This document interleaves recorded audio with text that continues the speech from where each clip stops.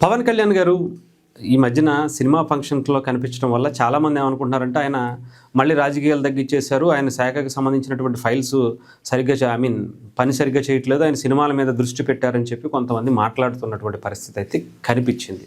అయితే పవన్ కళ్యాణ్ గారికి ఉన్నటువంటి బాధ్యతను నాకు తెలిసి ఇప్పుడున్నటువంటి ఏ మంత్రి కూడా అంత నిజాయితీగా పని చేయరేమో అనిపిస్తుంది. ఆ ఎమ్మెల్యేలు కావచ్చు. అంటే ఎవరినైనా తగ్గిస్తున్నానో పెంచుతున్నానో అనేది పక్కన పెడితే పవన్ కళ్యాణ్ గారు అనే వ్యక్తి సినిమాల్లో ఒక రారాజుగా వెలిగి ఆయన కొని కష్టాలు చాలా వరకు ఆయన కొని తెచ్చుకున్నటువంటి వ్యక్తి. ఎందుకంటే రాజకీయాలు అంత ఈజీ కాదు.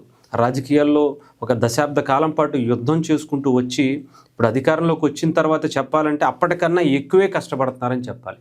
పంచాయతీరాజ్ శాఖ ఎస్పెషల్లీ చెప్పాలంటే ఆయనకి చాలా బర్డెన్‌గా ఉంటుంది. ఎందుకంటే ఎన్ని పంచాయతీలు ఉన్నాయో మనకు తెలుసు రాష్ట్రానికి సంబంధించి. అన్ని పంచాయతీలకి ఆయనే మంత్రి.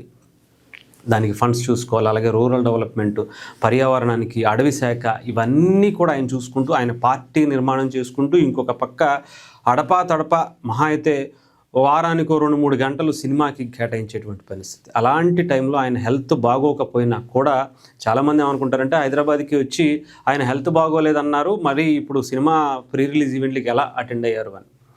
సినిమా ప్రీ రిలీజ్ ఈవెంట్లకి చాలామంది ఏమనుకుంటారంటే పవన్ కళ్యాణ్ గారు ఆయన మరీ ఏమీ కంప్లీట్గా బెడ్ రిడెన్ అయిపోలే. కాకపోతే ఆయనకి ఫీవర్ వచ్చింది, ఎక్కువగా బయట తిరగొద్దు అని చెప్తే దానికోసం పవన్ కళ్యాణ్ గారు చాలా జాగ్రత్తలు తీసుకుంటూ ఇంటి దగ్గరే ఉంటూ ఏవైతే శాఖలకు సంబంధించినటువంటి పనులు ఉన్నాయో అన్నీ ఇంటి దగ్గర నుంచే మానిటరింగ్ చేసుకుంటూ ఎప్పటికప్పుడు అధికారులను ఆదేశిస్తూ వాళ్ళకి సంబంధించినటువంటి పరిపాలనను ఇంటి దగ్గర నుంచి కూడా ఆయన ఎక్కడా వదలకుండా చెప్పాలంటే ఆయన ఆఫీసులో ఉండటం కన్నా ఇంటి దగ్గర ఉండి ఇంకా ఎక్కువ టైము ఆయన శాఖలకు సంబంధించినటువంటి పనులు చేస్తున్నారని కూడా తెలిసింది. అంతేకాదు ప్రీ రిలీజ్ ఈవెంట్ అంటారా లేదా సక్సెస్ మీట్ అంటారా, వీటికి మహా అయితే ఆయన ఒక 2-3 గంటలు రోజుకి ఒక 2-3 గంటలు ఆ 2 సెలబ్రేషన్స్లో కూడా ఒక 3 గంటలు స్పెండ్ చేసినట్టుగా ఉంది. 1 గంట వెళ్ళడానికి, 1 గంట రావడానికి, అక్కడ 1 గంట ఇంతే ఆయన స్పెండ్ చేసినటువంటి పరిస్థితి. ఆయన ఇన్ని కోట్లు అంటే ప్రధాన ఆదాయ వనరులుగా ఉన్నటువంటి సినిమా ఇండస్ట్రీకి ఆ మాత్రం 3 గంటలు కూడా పెట్టకపోతే చాలామంది దాని మీద కూడా తిడతారు. అనవసరంగా ఆయనతో సినిమాలు తీశారని చెప్పి బాధపడుతున్నారని, వాళ్ళకి లేని బాధ వీళ్ళకే వచ్చేసినట్టు ఇష్టం వచ్చినట్టు మాట్లాడుకునేటువంటి ప్రయత్నం కూడా చేస్తారు. అన్నిటిని కూడా ఆయన సమపాళ్ళల్లో చాలా అద్భుతంగా నిర్వర్తిస్తున్నటువంటి వ్యక్తి నాకు తెలిసి ఈ భారతదేశంలో ఏకైక మంత్రిగా పవన్ కళ్యాణ్ గారిని చూడొచ్చు. ఒక పక్క మళ్ళీ వెంటనే ఇక్కడ ఆయన ఫీవర్ ఉందా తగ్గిందా, ఆయన హెల్త్ ఇష్యూస్ ఏంటి ఇవన్నీ పక్కన పెడితే టక్మని మళ్ళీ హైదరాబాద్ నుంచి మళ్ళీ అమరావతి వెళ్ళిపోయి క్యాబినెట్ మీటింగ్లో కనిపించారు. ఆ తర్వాత ఆయన శాఖకి సంబంధించినటువంటి పనులు చేసుకున్నారు. మళ్ళీ ఈరోజు కూడా ఏదో ఆటోలకి సంబంధించినటువంటి ఆటో వాళ్ళకందరికీ కూడా 15,000 రూపాయలకి ఇచ్చేటువంటి ఆ కార్యక్రమంలో పాల్గొన్నారు.